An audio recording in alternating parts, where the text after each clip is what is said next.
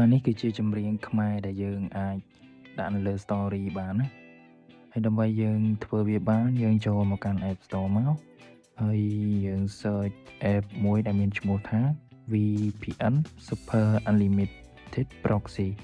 ហើយយើងចុច Open មកតមកទៀតយើងចុច Accept and Continue យើងចុច Allow ហើយខ្ញុំចុចពាក្យថា Proceed with Ad ខ្ញុំចុចវាមកខ្ញុំចុច continue ទៀតតមកចុច allow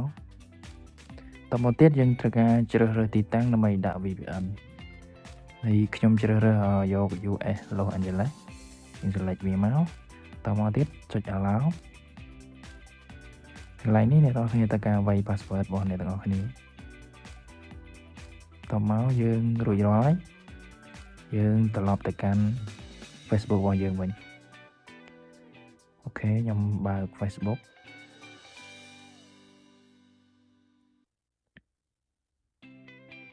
ជាដំបូងវាអត់មានទេយើងត្រូវការអូសចោលមួយសិនដើម្បីបើកវាសារថ្មីយើងបើកសារថ្មីមកយើងចុចកន្លែង story យើងវិញហើយយើង select រូបមួយមក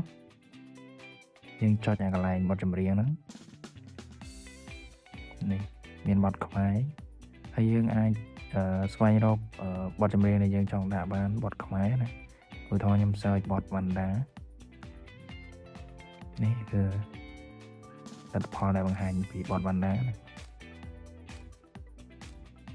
គុណជួបគ្នាវីដេអូក្រោយ